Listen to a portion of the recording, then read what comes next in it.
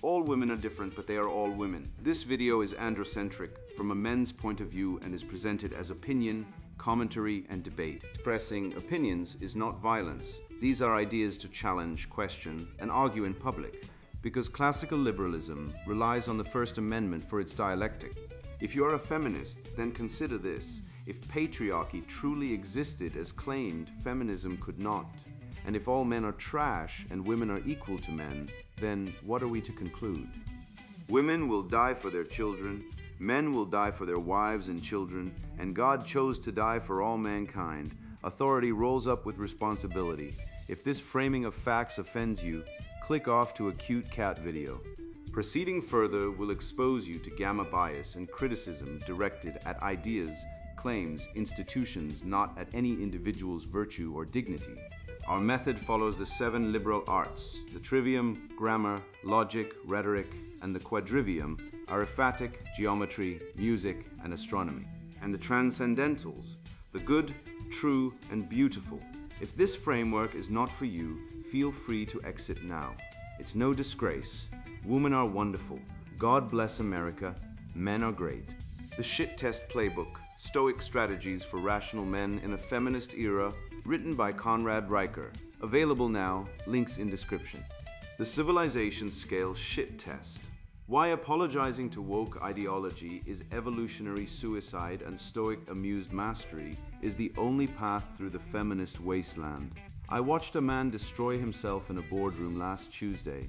The facilitator, a woman with a sociology degree and a grudge, asked him to reflect on his privilege as part of a mandatory DEI inquisition. He apologized, he capitulated, he groveled. And I watched the contempt flash across every woman's face in that room. Biological contempt that no amount of feminist indoctrination can suppress. He failed the shit test, and in that moment of weakness, he ceased to exist as a sexual being. They will never respect him again. This is the central lie of our feminized age, that male submission to gynocentric framing earns respect. It earns nothing but disguised disgust. Let us speak etymological truth. The Latin testum means an earthen vessel, a crucible for proving metal through fire. A real test reveals character, separates gold from dross, the ver from the beta. What passes for testing in our decadent epoch is something fouler, a Kafka trap designed to extract confessions from the innocent and manufacture guilt from innocence itself. Robin DiAngelo's white fragility theory operates on precisely this switch trial logic. If you protest your innocence, your protest proves your guilt. If you remain silent, your silence proves your complicity. If you agree, your agreement proves your unconscious bias. It is self-sealing epistemological fraud, a logical cancer that metastasized through academia before infecting every corporate HR department and government bureaucracy in the Western world. Aristotle identified this fallacy 2 millennia ago, yet modern managers genuflect before it. You have been lied to about the nature of women. Schopenhauer knew this truth in 1851.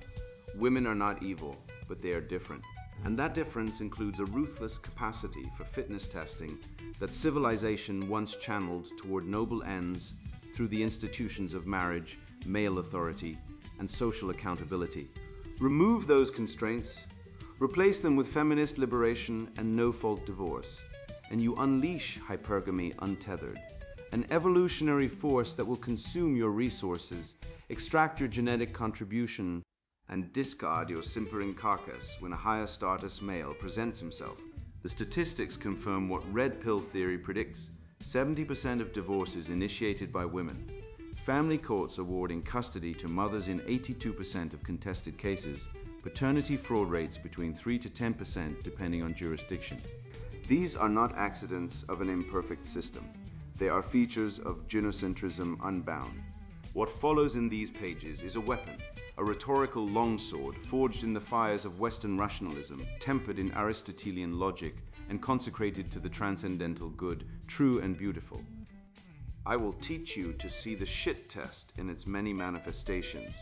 When she asks your opinion on immigration to measure your frame, when she suggests let's just be friends to extract resources without reciprocity, when she creates scheduling chaos to test whether you lead or apologize, Each test is an opportunity, not a threat, a crucible where stoic masculinity can prove itself against the chaos of feminized modernity. Master these principles and you will walk through the woke wasteland as a sovereign being, no longer prey to manipulation, no longer confused by contradictory demands, no longer sacrificing your dignity on the altar of female approval. The shit test metafrangrib, evolutionary biology meets cultural Marxism.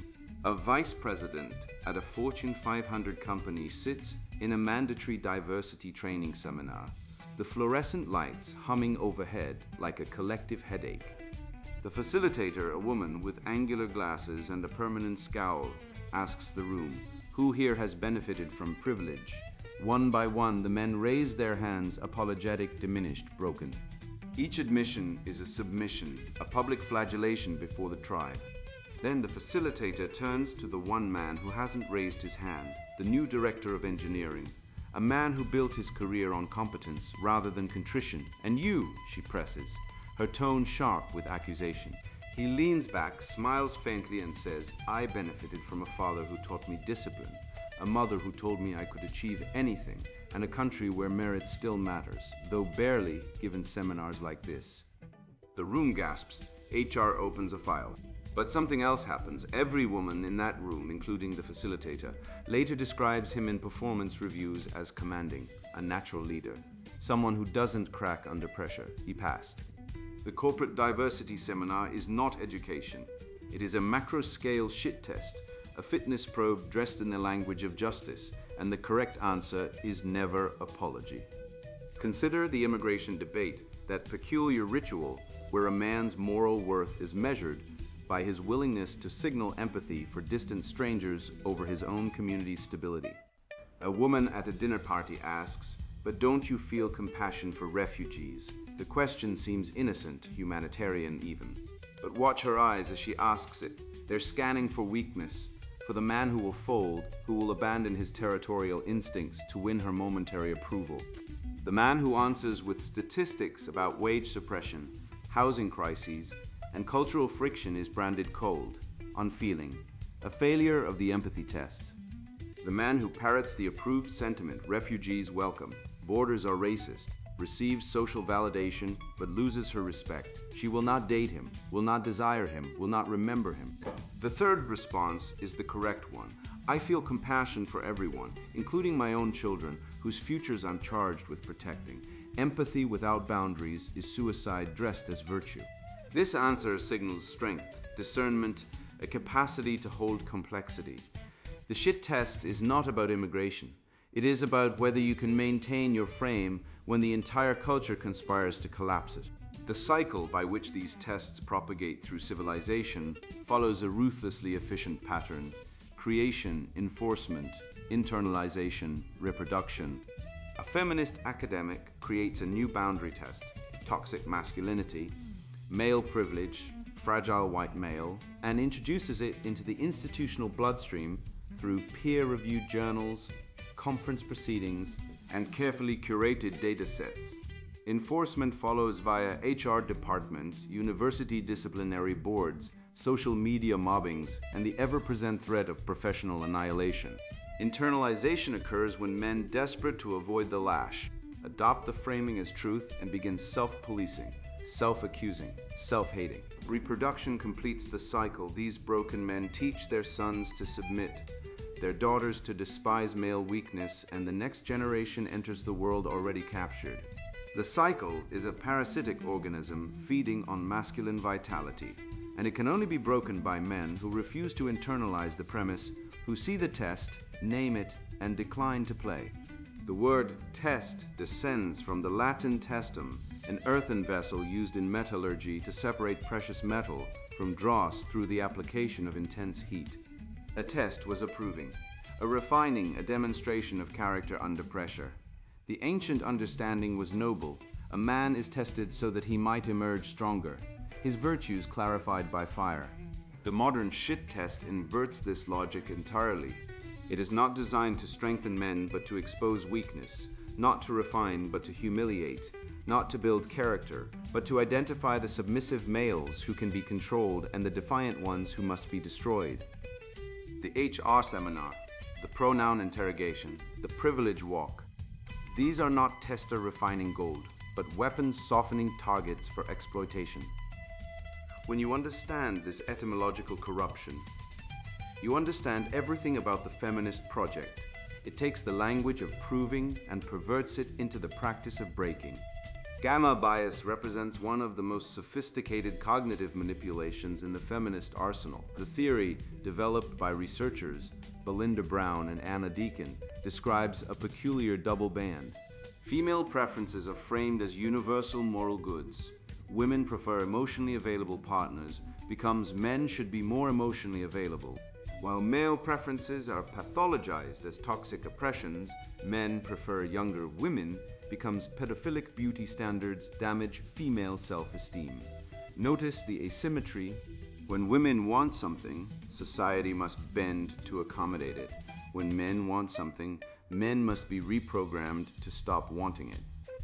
This is not equality, it is gynocentric totalitarianism wearing the mask of justice.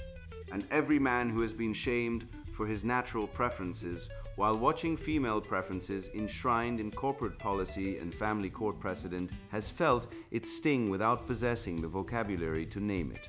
Cultural Marxism's great achievement was recognizing that female testing behavior could be weaponized at civilizational scale through institutional capture. The Frankfurt School theorists and their feminist successors understood that women are natural conformity enforcers, evolutionarily selected to maintain group cohesion by punishing deviation from established norms. This is not villainy, it is biology, a perfectly adaptive mechanism for keeping small hunter-gatherer bands unified. But when this instinct is hijacked by institutions, when the university trains women to identify deviation as oppression, when the HR department empowers them to punish microaggressions, when the therapy industry validates their every emotional fluctuation as evidence of systemic harm, the result is a civilization-scale enforcement mechanism that policies male behavior with the cold efficiency of an insect. Hive, the personal is political, they declared, and thus every woman's shit test became a weapon of state power. Every leftist accusation operates as psychological projection, a truth inverted and hurled at the enemy. When they call you fragile, observe who requires trigger warnings, safe spaces, and speech codes to survive encounters with disagreement. When they denounce toxicity, notice which ideology produces suicide epidemics among its adherents, which revolution devours its children, which philosophy requires constant purges of insufficient believers. When they condemn hate, attend to the venom dripping from their own descriptions of heterosexual men, white people, traditional families, Western civilization. The German philosopher Schopenhauer observed that the zealot's hatred always reveals what threatens him most. The feminist hatred of masculine strength reveals feminine insecurity. The leftist hatred of Western civilization reveals their inability to build anything comparable. The woke hatred of binary thinking reveals their terror of clear distinctions that might judge them wanting. The feminist doctrine of equity collapses under the weight of its own contradictions with mathematical certainty. Consider the syllogism. Premise A asserts that all observable gender differences are social constructs with no biological basis. Premise B asserts that women are inherently more empathetic, nurturing, and cooperative than men, qualities that make them superior leaders, policymakers, and moral arbiters. The conclusion is inescapable. Both premises cannot be true simultaneously. If gender differences are purely constructed, then female superior empathy is a fiction of patriarchal socialization, not a virtue to be celebrated. If female superior empathy is real and biological, then the entire premise of social constructionism is false, and other biological differences might also be real, including those the feminists are desperate to deny. Every time a feminist argues that women should lead because of their innate emotional intelligence, she surrenders the constructionist position. Every time she argues that constructionism proves women are identical to men in all relevant capacities, she surrenders the claim to superior empathy. The framework eats itself. Schopenhauer's infamous essay on women contained observations that have landed entire modern libraries of feminist refutation upon his reputation, yet his core insight remains devastatingly accurate.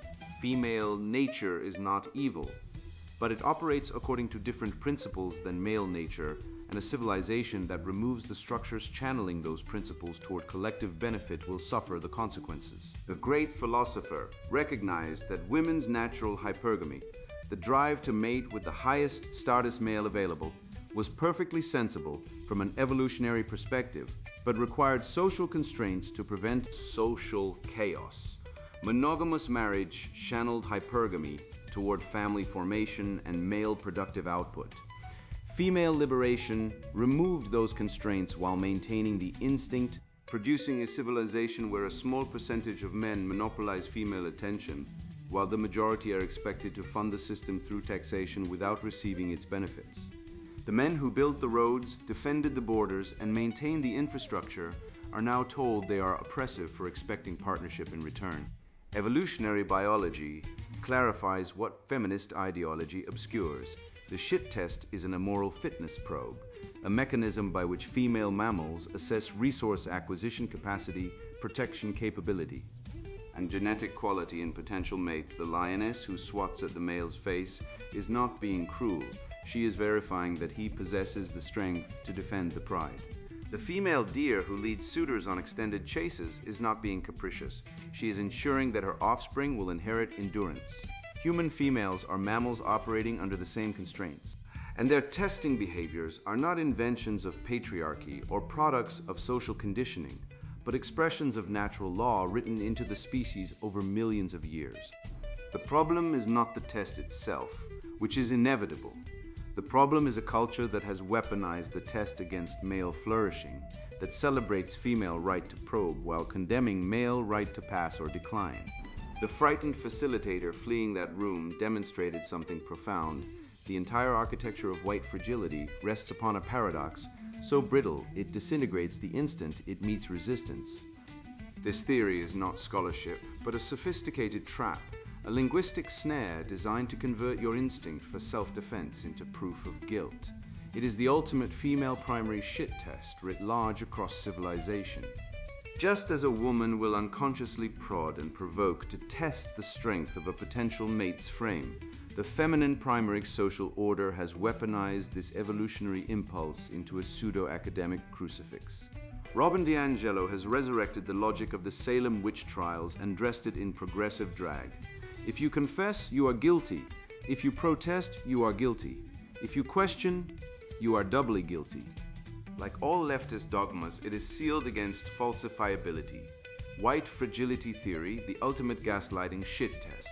Truth is the hate speech of the century. This aphorism, circulating among thinking men, captures precisely why white fragility theory represents the most sophisticated psychological warfare ever deployed against rational consciousness. I watched a colleague last year, during a mandatory DEI session, respond to accusations of implicit bias with 4 words that collapsed the entire proceedings. Interesting theory. What evidence supports it?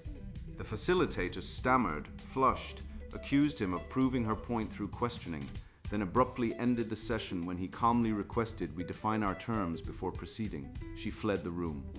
The machinery of psychological manipulation cannot withstand even the gentlest tap of dialectical inquiry. The Museum of Fine Arts Boston incident demonstrates what awaits men who comply with these psychological operations. In 2020, the institution implemented racial equity sessions requiring employees to confess their complicity in systemic oppression through stand-alone statements. Those who maintained their dignity and refused were labeled problematic. Indeed, but they kept their self-respect and, interestingly, their positions.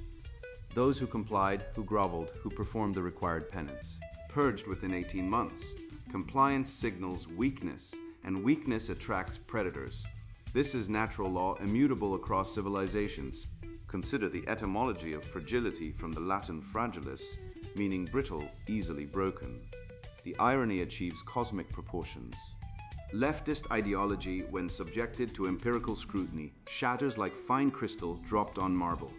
Request crime statistics disaggregated by demographic. Fragile? Mention the 13% responsible for 55% of homicides. Fragile. Note that affirmative action discriminates against white and Asian men using explicit racial criteria, pathologically fragile. The accusation of fragility functions as projection of the highest order, a psychological operation wherein the accuser attributes their own brittleness to their target. Formal logic exposes this fraud with surgical precision. Robin DiAngelo's theory operates as a self-sealing epistemological trap. If P, white person, expresses racism, then Q, white person, is racist. If not per, white person does not express racism, then still Q, white person, is racist because silence proves racism. If P challenge, white person, questions the theory, then Q intensified, white person's questioning proves fragility, which proves racism. This structure renders the theory non-falsifiable, the hallmark of religious dogma, not rational discourse. Karl Popper identified non-falsifiability as the dividing line between science and pseudoscience. White fragility theory fails this test catastrophically. It is theology masquerading as sociology, complete with original sin, whiteness, ritual purification, anti-racist work, and indulgences, donations to approved causes. The Salem witch trials operated on identical logic. The accused who confessed named others, demonstrating their corruption through complicity. The accused who denied demonstrated their guilt through denial. The accused who remained silent proved their guilt through silence. Cotton Mather would recognize DiAngelo's framework, instantly transposed from theological to racial discourse. The machinery of persecution remains unchanged. Western civilization developed the scientific method, due process, and the presumption of innocence specifically to protect individuals from this species of logical pathology. Our ancestors burned witches, we burn careers. The Homo sapiens remains constant, only the faggots differ. The statistical refutation of white fragility theory requires mere citation of publicly available government data. The FBI uniform crime reporting, Black Americans commit homicide at approximately 8 times the rate of white Americans, adjusted for population. Department of Health and Human Services. Black children represent 33% of foster care placements, despite comprising 15% of the child population. Bureau of Justice Statistics. Black men are 12 times more likely than white men to be incarcerated, but also commit violent crimes at rates correlating with incarceration disparities. These facts do not represent hatred, they represent data. That data itself has become hate speech proves the religious nature of the opposition. Crime, welfare consumption, illegitimacy rates, educational achievement gaps, empirical reality contradicts the systemic privilege narrative at every junction. If systemic racism explains all disparities, why do Nigerian immigrants outperform native-born white Americans in income and education? Why do Asian Americans dramatically outperform white Americans in virtually every socioeconomic metric? The theory cannot accommodate these inconvenient data points, so it ignores them, suppresses them, declares them hate facts. The term hate fact itself represents an Orwellian achievement, the labeling of truth as hatred because it contradicts a proved narrative. The Aristotelian virtue of thymus, spiritedness, righteous indignation, provides the philosophical remedy. Aristotle recognized that anger at false accusation represents virtue, not pathology. The man who feels nothing when slandered lacks proper thymus. He has succumbed to what Nietzsche would later identify as slave morality, the internalization of weakness as virtue. Western civilization celebrated the spirited defense of honor, the refusal to accept injustice, the willingness to stand against the mob. These are not fragilities, they are the bedrock attributes of free men. White fragility theory functions as societal scale shit test, that evolutionary mechanism whereby females test male fitness through provocation. The man who apologizes, who grovels, who accepts the frame of his own moral deficiency, demonstrates weakness. Evolutionarily, weakness attracts contempt, not respect. Women do not desire men who apologize for their existence. They despise such men. The same psychological mechanism operating at the interpersonal level now operates at civilizational scale. The men who pass this test, who reject the frame entirely, who respond with amused mastery, maintain dignity. The men who fail the test, who argue within the frame, who defend themselves, who plead their innocence, validate the frame, and guarantee further testing. The strategy of amused mastery beats defensive explanation every time. When accused of racism, respond, "I reject your frame entirely." Your theory is demonstrably false, psychologically manipulative, and beneath serious engagement. When pressed, define your terms, present your evidence, explain your methodology. When they inevitably cannot, then we have nothing further to discuss. This approach works because it refuses the psychological operation's fundamental premise that you must prove your innocence against an undefined charge using undefined criteria determined by your accuser. Western civilization's greatest institutions, the scientific method, due process, dialectical reasoning, the trivium evolved precisely to protect truth from manipulation. The Frankfurt School and its critical theory descendants understood that destroying Western civilization required first destroying confidence in these institutions. White fragility theory represents the culmination of this project, a weaponized epistemology that uses Western compassion against itself, that transforms the Christian impulse toward charity into self-destruction, that converts reasonable disagreement into evidence of guilt.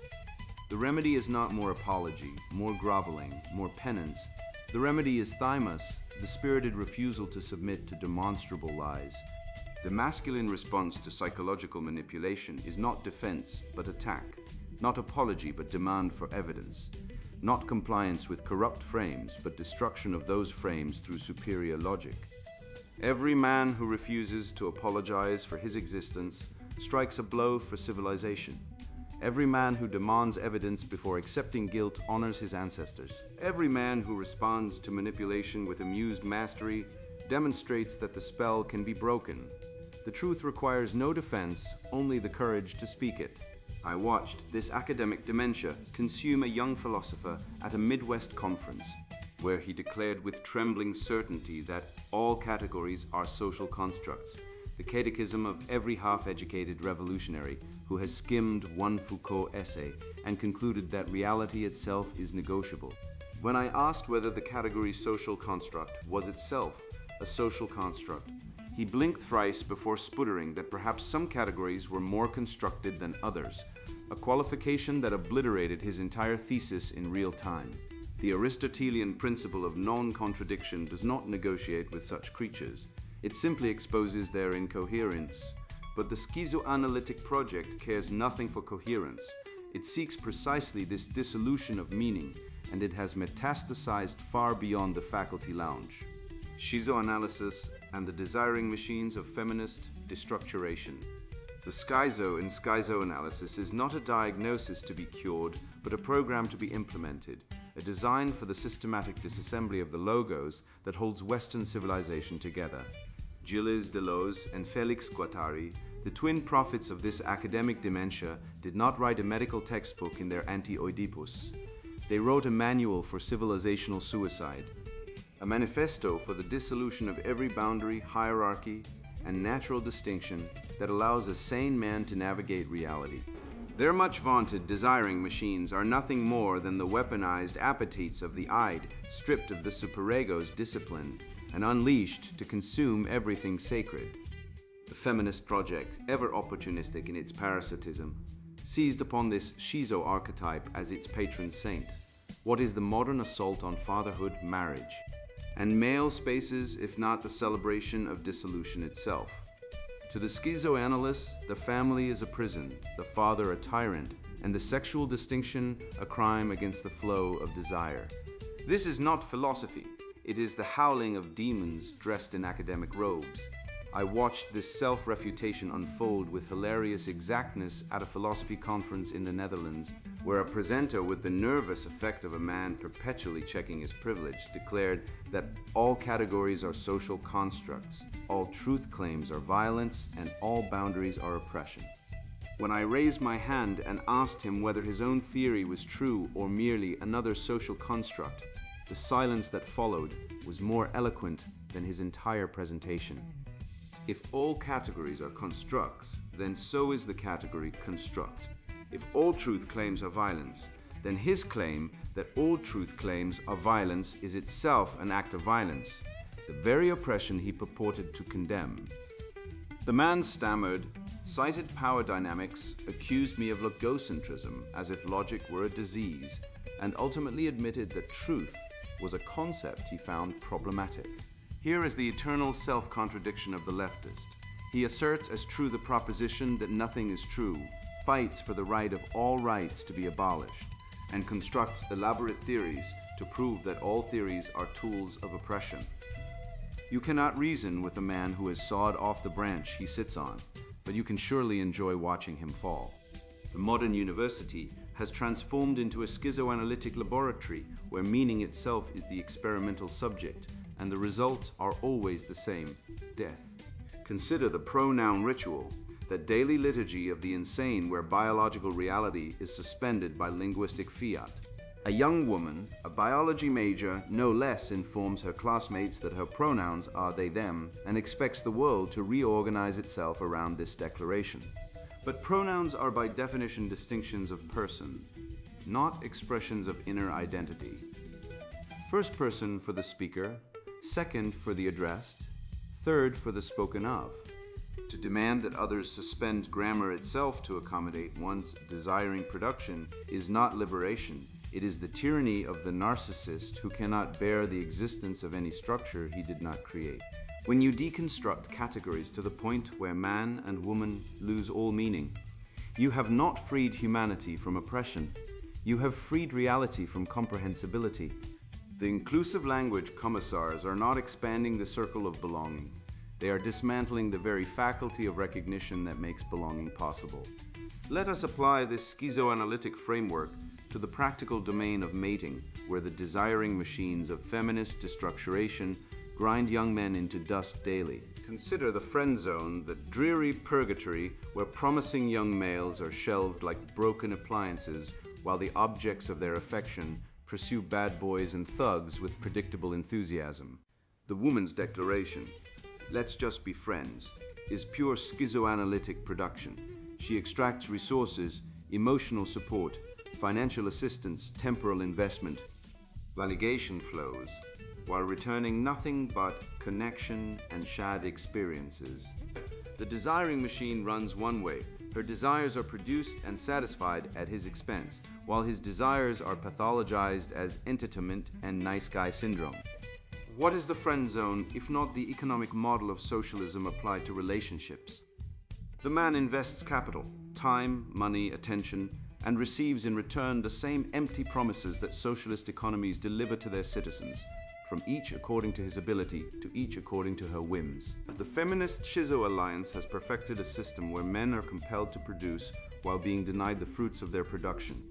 Deleuze and Guattari's anti-Oedipus exposed itself as the philosophical arm of cultural disintegration the moment it declared war on the arborescent model of organization.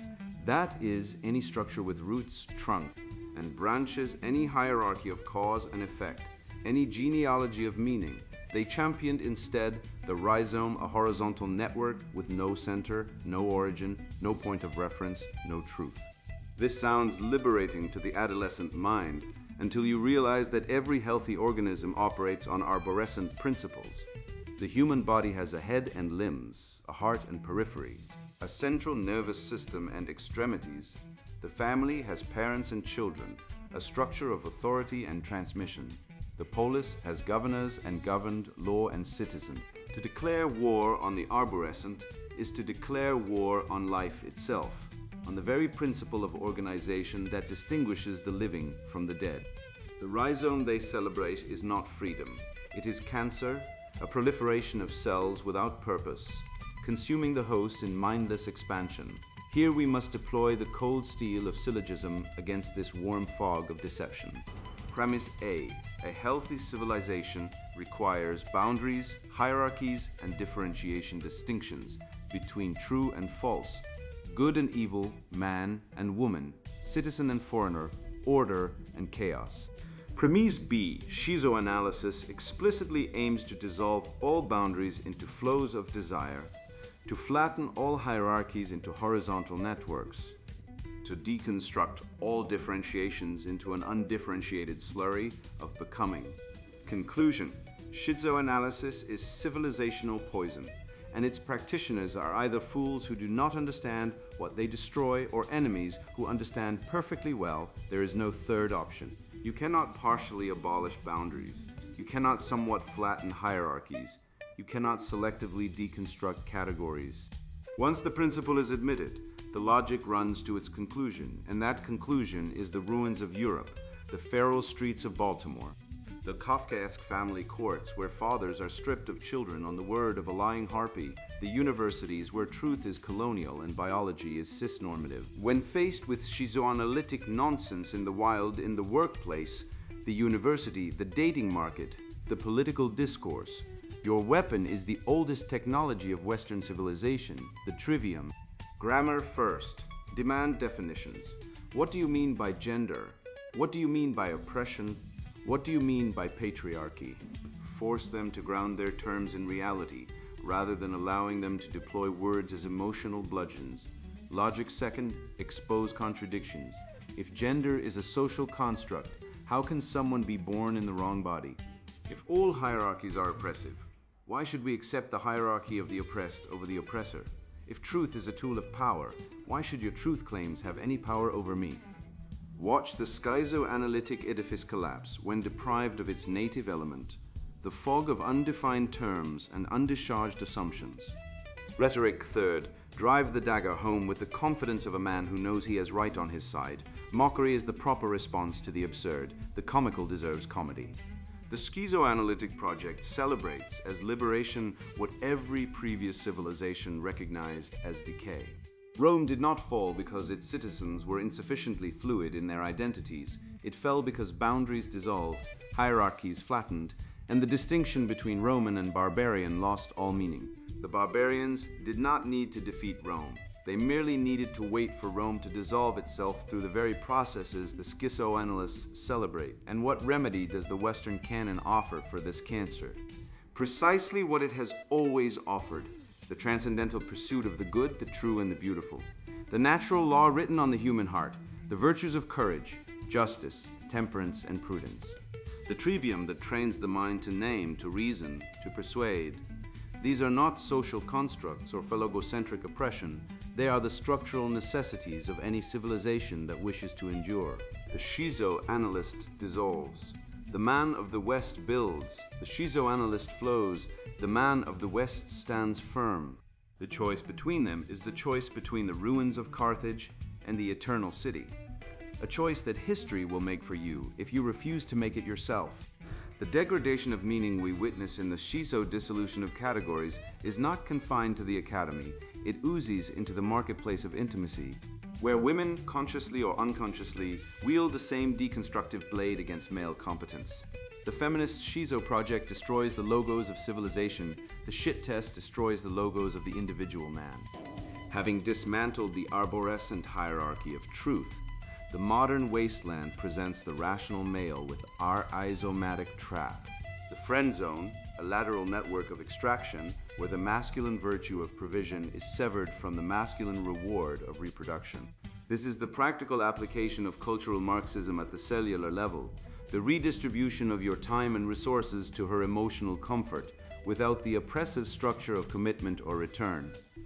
To pass this test, you must reject the false premise of the deconstruction entirely. You must reassert the center. You must recognize that when she offers you the friendship of a castrati, she is not extending a hand in solidarity, but demanding your participation in the schizoanalytic destruction of your own lineage. The boundary is the only antidote to the poison of boundlessness. The syllogism is absolute. The friend zone is a relation of exploitation. The rational man rejects exploitation. Therefore, the rational man rejects the friend zone. The practical praxis, passing shit tests in the feminist wasteland. The cuckoldry of the modern male begins with 3 syllables. Let's just be friends. This phrase is not an invitation to platonic companionship. It is a coronation of your humiliation. When a woman speaks these words, she has already decided that your genetic line ends with her, a Darwinian dead end masquerading as mercy. The man who accepts this arrangement, who lingers in the antechamber of her affection, hoping that dutiful servitude will eventually yield romantic reward, has failed the most ancient fitness test encoded in human nature. He has demonstrated that his time has no value, his dignity no price, his seed no consequence. Nature abhors a sucker. The correct response to friend zoning is immediate withdrawal, a total freeze out that communicates without bitterness or negotiation that your attention is a commodity she has declined to purchase. I have enough friends will suffice, followed by radio silence. This is not cruelty, it is consequence. The friend-zoned man who remains available has taught her that his devotion requires no reciprocity, and she will can never respect him again. Consider the political shit test, now ubiquitous in our feminized dating discourse. A woman asks, "You don't care about immigrants?" With that characteristic blend of moral preening and predatory evaluation. She is not seeking information. She is probing for weakness, testing whether you will abandon truth to purchase her approval. The beta male equivocates, "Well, I think we should be compassionate, but also follow the law." He has failed. He has signaled that her feelings outrank his convictions. The red-pilled man responds differently. "I care about truth. Without borders, there is no nation. Without nation, there is no civilization. Without civilization, immigrants have nowhere worth immigrating to." Watch her eyes. The contempt evaporates, replaced by something far more useful. Respect. You have demonstrated that your frame cannot be guilted into submission, that you possess the masculine virtue of holding fast to reality against the emotional storms of gynocentric manipulation. The scheduling shit test operates through identical machinery. She creates drama around plans, hesitates, suggests alternatives, invents obstacles, not because she lacks interest, but precisely because she needs to verify that your time is valuable and your boundaries are real. The man who over-explains, apologizes, accommodates every fluctuation of her menstrual mood ring has announced himself a resource to be exploited. Last autumn, I watched a nephew of mine handle this perfectly. She texted, "I don't know if Saturday works, maybe Sunday. My friend might need me. Things are crazy right now." He replied, "I'm hiking Saturday. Join me or I'll see you next week." No negotiation, no butthurt, no desperate availability. She hiked. Of course she did. Women do not respect men they can command. Feminism understands something that most men have forgotten. Male-only spaces are the foundries of masculine strength.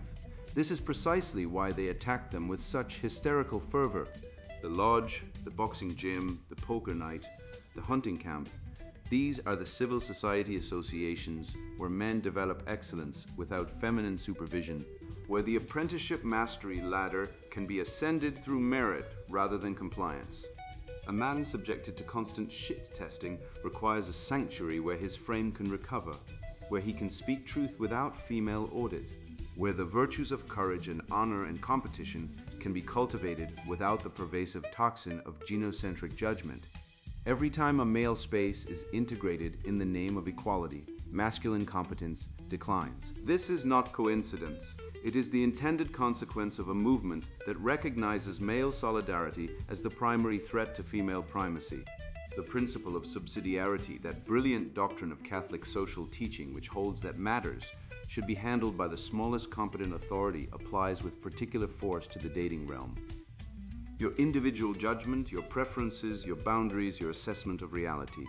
These should not be subordinated to her feelings, her social media consensus. The gynocentric culture that insists male desire is inherently suspicious while female emotion is sacrosanct. When a shit test arrives, it is always an attempt to transfer authority from your competent judgment to her momentary whims. Resist. The man who asks permission has already surrendered the territory worth defending. Epictetus understood the stakes 17 centuries before the red pill. Some things are in our power, others are not. In our power are opinion, impulse, desire, aversion. In a word, whatever is our own doing. Not in our power are our body, our property, reputation, office. In a word, whatever is not our own doing. Her approval is not in your power. Her attraction is not in your power. The shit test is an examination of whether you have internalized this fundamental truth, whether you seek validation from without or possess the unshakable foundation of an internal locus of control. The feminist wasteland produces men who are entirely external. who desperately parse women's moods for clues about their own worth. These men fail every test because they have already conceded that female opinion is the currency of male value. The Stoic remastery begins when you stop caring about the outcome and start caring about the correctness of your response. There are 3 and only 3 valid responses to a shit test. First, amused mastery, the agree and amplify technique that demonstrates you cannot be provoked because her opinion simply does not register as a threat. She says, "You are so arrogant," and you reply, "Takes one to know one, sweetheart," with a grin. Second, frame control, the ignoring or reframing that signals her attempt at manipulation is beneath your notice. She says, "I bet you say that to all the girls," and you say, "Only the pretty ones." You have accepted the frame and returned it gift-wrapped. Third, withdrawal of attention. The nuclear option that reminds her your presence is contingent upon her respect. She crosses a line, you withdraw, conversation ended, date concluded, attention evacuated. What you never, ever do is offer earnest explanation or apology. This is the beta male tell. The confession that her feelings constitute a court of competent jurisdiction over your soul. The mixed constitution, that genius synthesis of monarchic authority, aristocratic excellence, and democratic accountability that produced the West's most stable polities, provides the template for healthy romantic relationships. Masculine leadership supplies the monarchic element, direction, decision, the final word on matters of consequence. Mutual excellence supplies the aristocratic element, the shared pursuit of virtue, the refinement of character, the civilizing influence of elevated standards. And mutual respect supplies the democratic element, the acknowledgement that both parties possess dignity, that consent matters, that tyranny breeds revolt. Feminism destroys this organic balance by demanding pure democracy, which in practice means her feelings rule without limit. Her preferences constitute the only legitimate authority, her complaints demand immediate redress. A relationship without masculine leadership is not a partnership, it is a gynocentric, and gynocentric produces the same result in relationships that it produces in civilization: entropy, resentment, and eventual collapse. Look at the world your grandfathers built, and then look at the wreckage gynocentrism has made of it. The statistical reality is a suicide rate for men that has skyrocketed as fathers are stripped from homes by family courts enforcing the tender years doctrine in all but name, while the "my body, my choice" mantra conceals the grim reality of millions of abortions, a practice so depraved it makes the sacrifices of Moloch look like petty vandalism. You have been told that toxic masculinity is the problem, yet you see that every civilization that has embraced the feminine imperative, open borders, empathy over truth, the friend zone resource extraction racket, and the deconstruction of natural law has collapsed into chaos. The schizoanalytic desiring machines of Deleuze and the gaslighting white fragility of D'Angelo are not academic theories. They are spiritual and psychological bioweapons designed to dismantle the mixed constitution of your mind, replacing your logos with their pathos. And they have been ruthlessly deployed to cuckold your reason and betray your interests. You have now gazed into the testum, the earthen vessel, and seen it for what it is, a forge of your own making. You understand that the equity syllogism refutes itself, that the empathy shit test is a loyalty oath to a lie, and that the entire apparatus of cultural Marxism is a grandiose fitness test for Western civilization.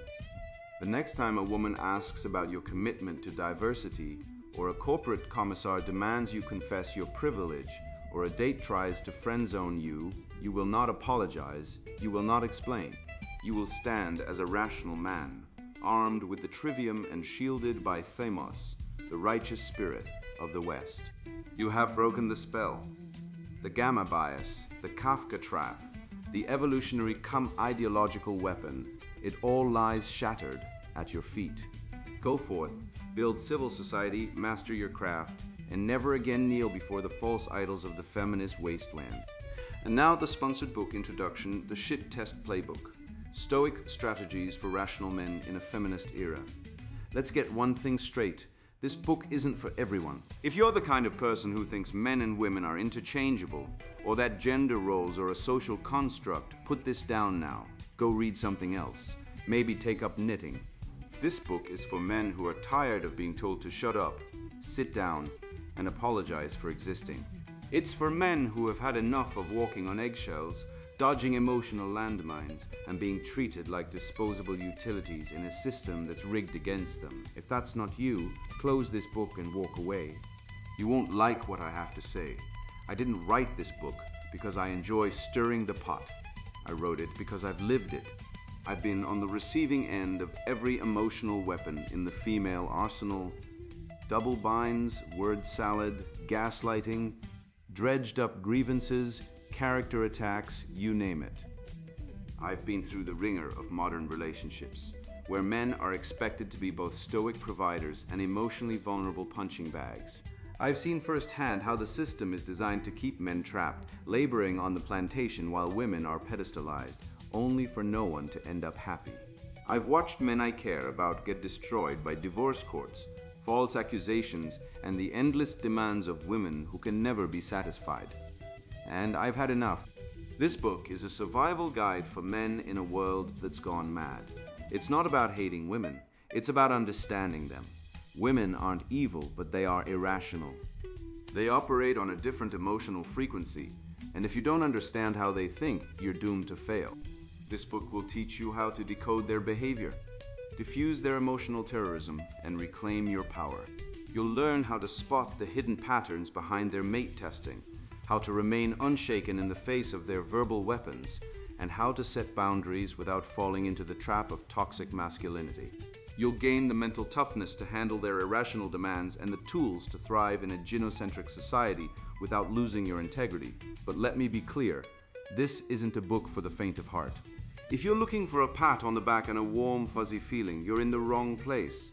This book is for men who are ready to face the hard truths, roll up their sleeves, and do the work. It's for men who want to stop negotiating with emotional terrorism and start living on their own terms. If that's you, keep reading. If not, close this book and walk away. You've been warned. The Shit Test Playbook, Stoic Strategies for Rational Men in a Feminist Era. Written by Conrad, Riker. Buy now. Links in description